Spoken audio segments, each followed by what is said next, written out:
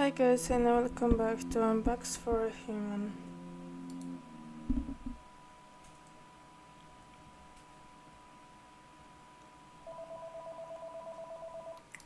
Shit.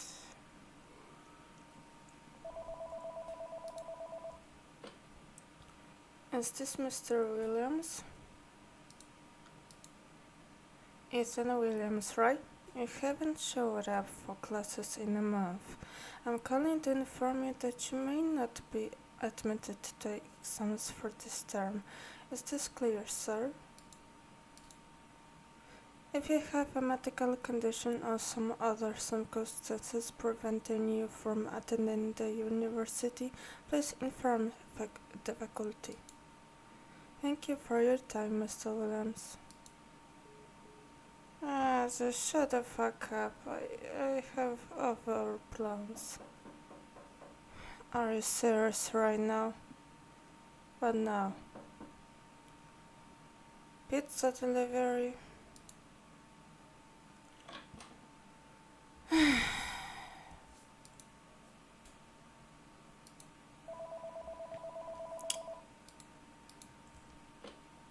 Hey brother. Did I wake you up? It's past 12. Get your sleepy ass from the bed. I ordered you pizza, by the way. Right, how are you holding up? Is everything fine? Well, I get another call. Talk to you later. Please, don't call me again.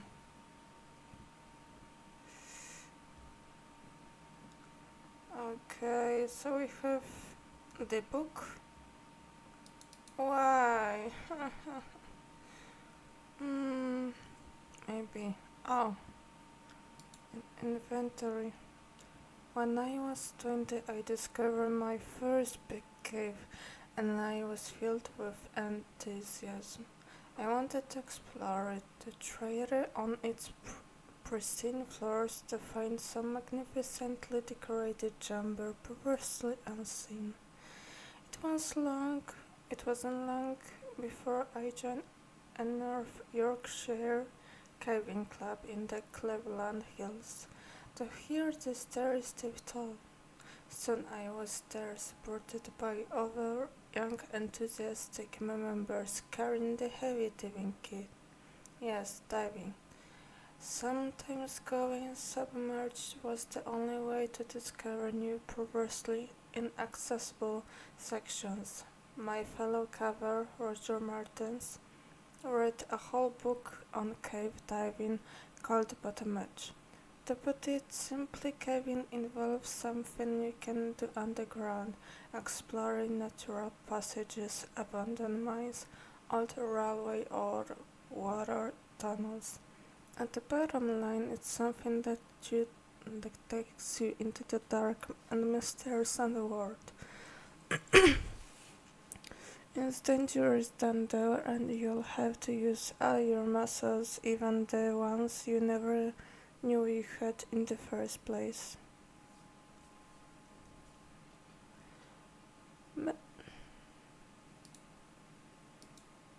Many newcomers is caving safe. It's dark underground, and you need a good robust light that needs to be firmly attached to your helmet. The temperature underground is distinctly cool, given the body temperature is roughly 37 degrees Celsius. You need warm and protective clothing. It's often wet in caves, and weather can be severely compromising. A prolonged rainfall can turn a cave into a death trap, so you need to plan your excursions with that in mind. There are other hazards to contend with: holes in the floor, hidden shafts, loose rock, the deep dwellers. Desertation is not uncommon. Some caves extend for many kilometers. Air quality is a significant point of concern. Abandoned coal mines should never be entered. Cave environments are unique and some extremely vulnerable.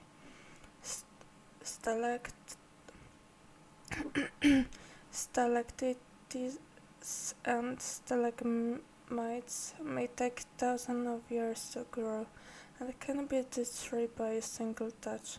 Structures found below ground can be fascinating and defy gravity. If you're captivated by the prospect of descending into the unknown like I am, sooner or later you'll become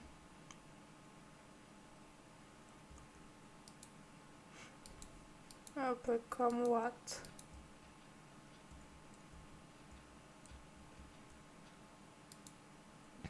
Uh-huh. So that's it. Okay. You'll become.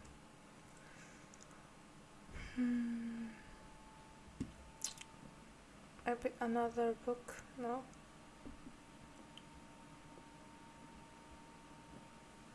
Mm. Mm-hmm.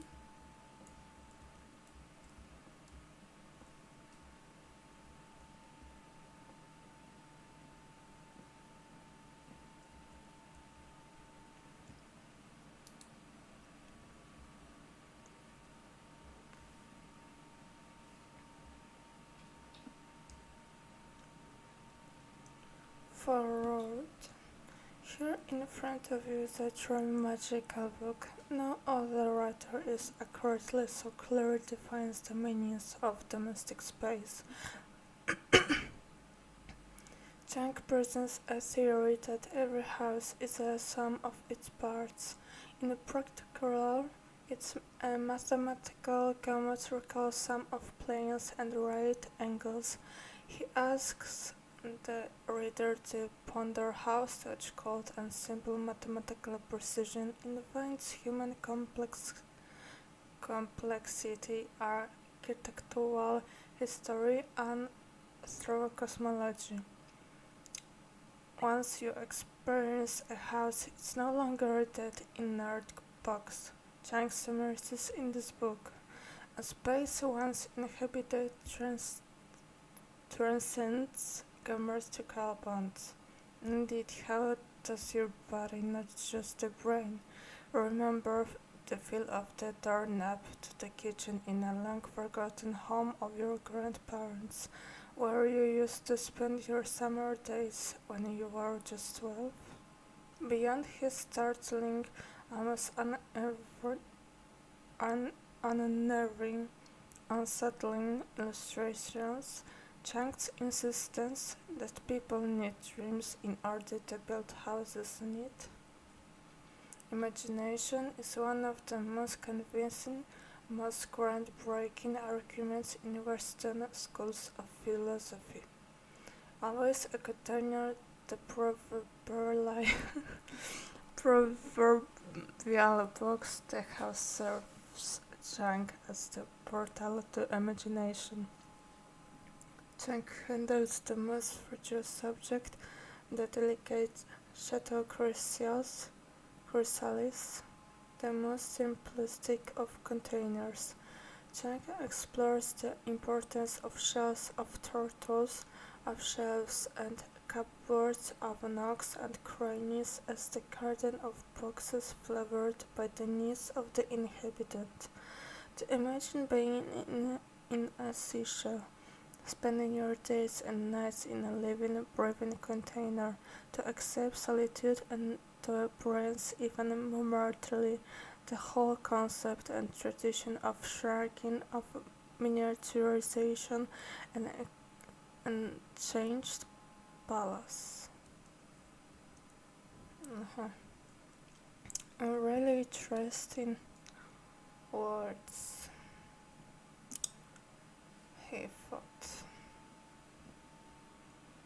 And I'm just already tired of reading it.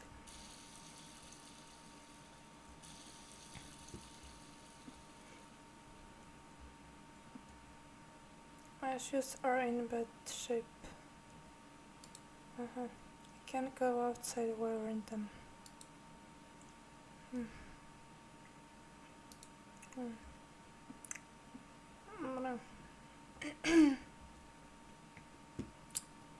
um, really?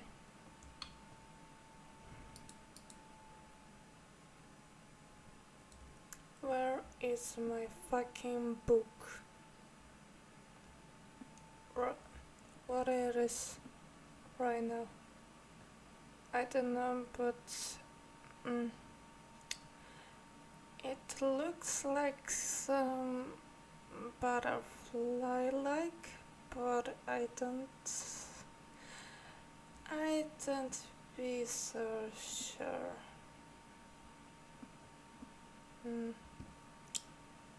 So I can find my third book, unfortunately. How nice.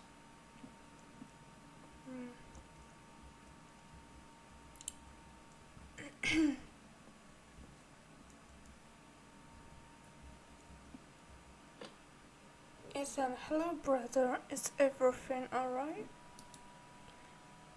The light's out. You should call the landlord. He'll take care of the things. You know what? I'll call them. Listen, I've gotta go right now. Talk to you later. Uh-huh. Okay.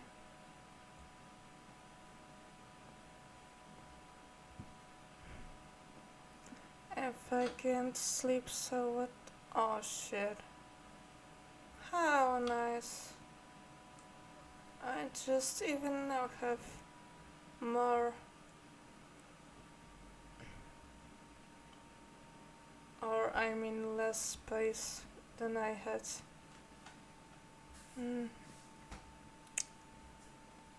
Okay. Oh, another book.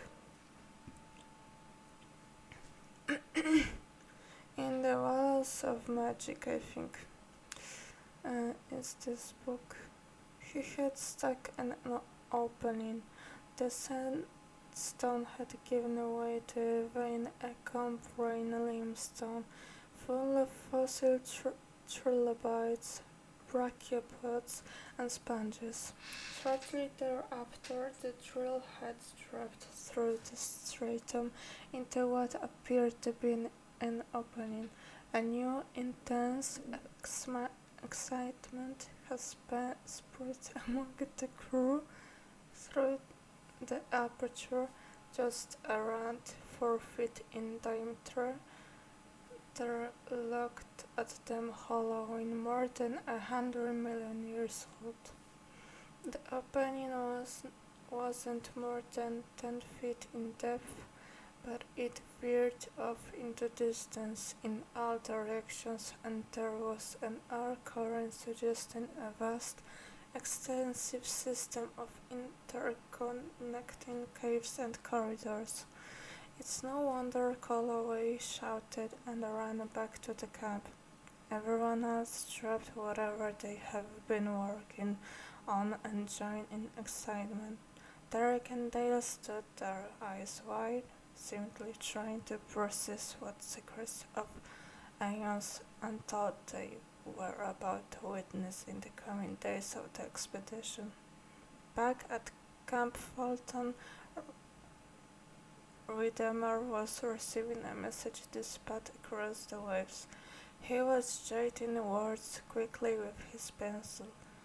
A discovery of utmost importance was made by Collie et al. Found structures dating back Precambrian, possibly Proterozoic area.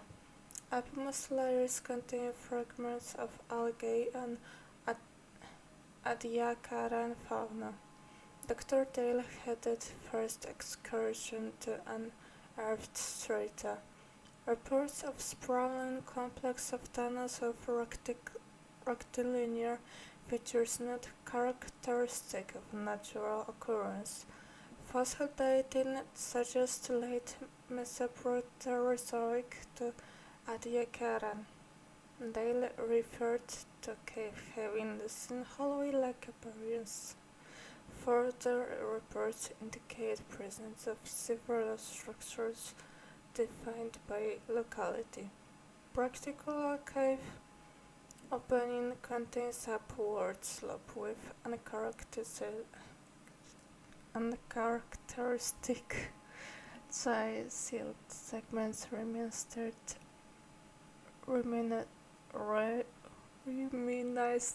of stairs. Oh Jesus. He carries smoothness and regularity, a vast field of study, state of preservation unprecedented. Will resume search. Starmer was sending more messages and thought of the successful transportation of a great specimen to the field preparation camp. Dale and Derek found an enclosure within the upper layers of structure, again with repeating uncharacteristic rectilinear features. Dale probed the walls of the enclosure with a small chisel and it sounded hollow. Matheson and Andrews brought the drill head. The outer shell wasn't much thicker than 4 inches. The inside was delicate. Dale had to handle the extraction with significant amount of care, but soon they had on their hands a full intact specimen, embedded in a cavity roughly 2 feet wide and 6 feet high. The leathery and underrative quality was inherent attribute of the thing's outer organization. Moisture of pungent and offensive odor was encountered when the first incision was made. The dissection further deepened the mystery. Internal inspection brought so many evidences of internal composition strikingly similar to human. The respiratory apparatus handled oxygen instead of carbon dioxide, which filled Proterozoic atmosphere. Vocal organs seemed present in connection with the main respiratory system. This specimen was capable of articulate speech. The outer shell of the specimen presented as much of a conundrum as its inner composition, and though internal organs and bone structures suggested vertebrate organism, it possessed an outer shell of an invertebrate sea-dwelling creature. The evidence was that much more striking considering the shape of the shell, which possessed rectilinear features not dissimilar to that of the strata it was found in. If anything, it was very much reminiscent of a box. Callaway noted. Finally, so I don't think we have more to do.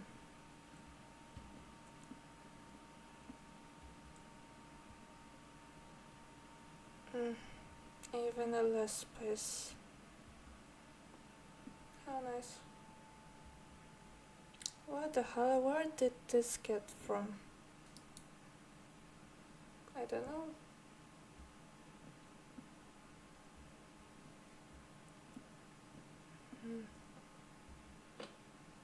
Ethan, hello brother. Is everything alright? My apartment is broken. You should call the landlord. He'll take care of things. You know what? I'll call them. Listen, I've gotta go right now. Call you later. Like always.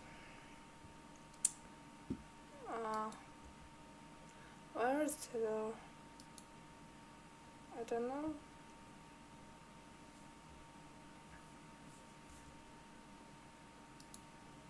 Hmm.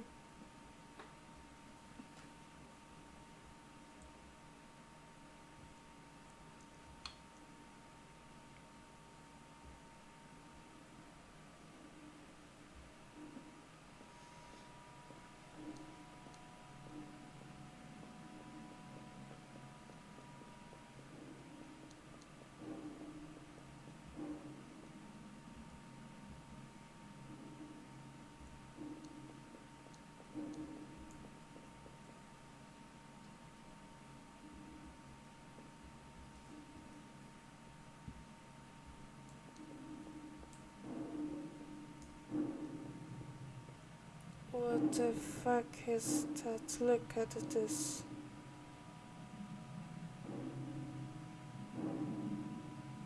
Mm.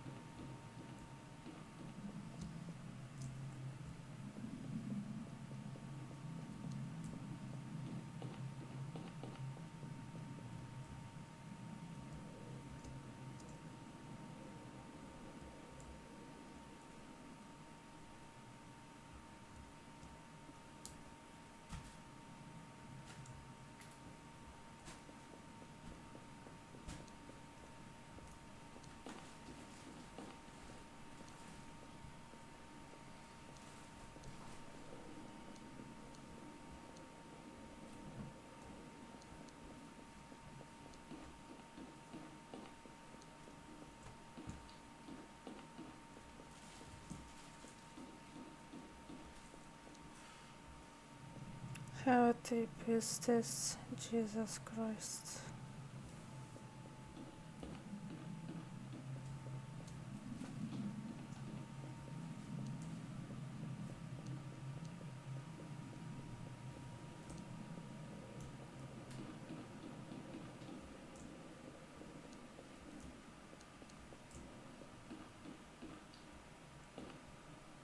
It looks like it wants something. Okay.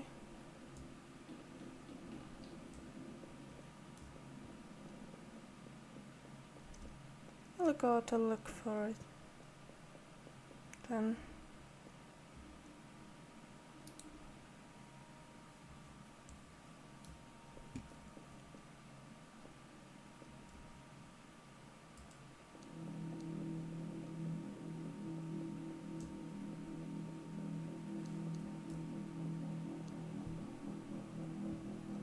Hmm.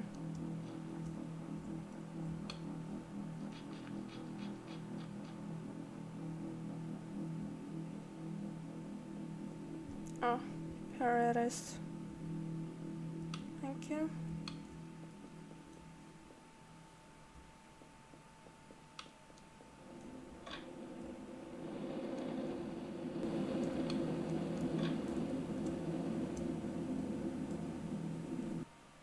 Oh, okay, thank you.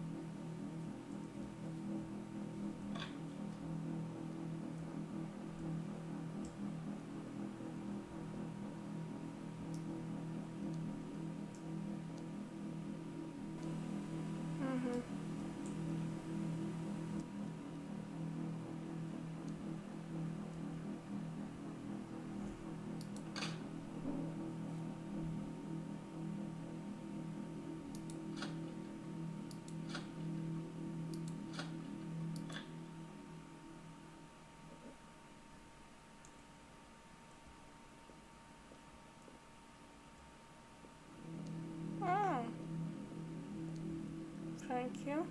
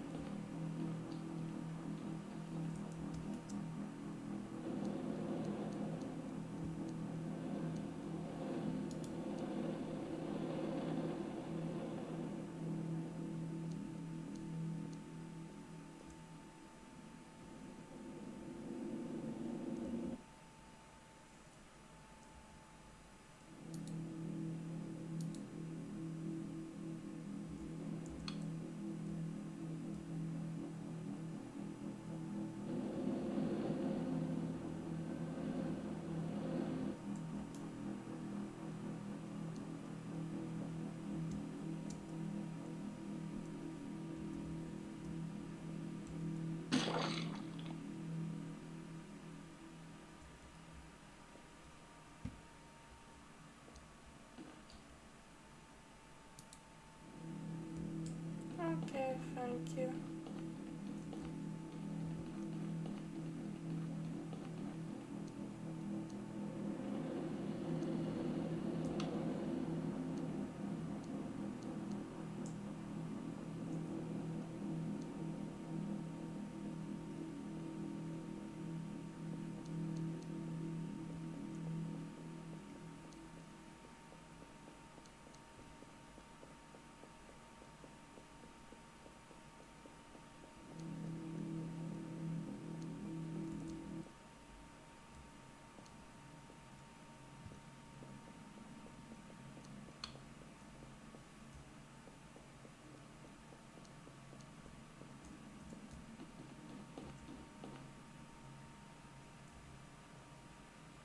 It looks like I don't know. Or never mind.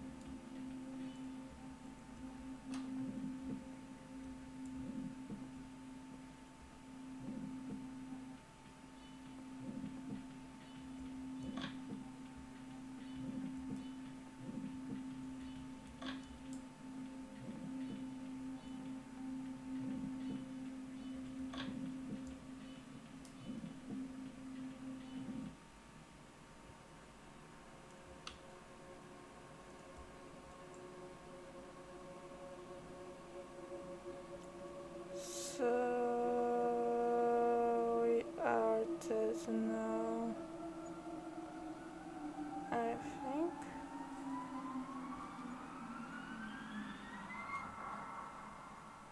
No?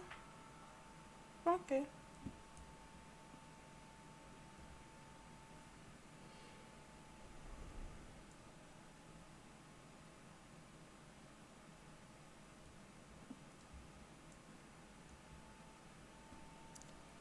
So this is the real box.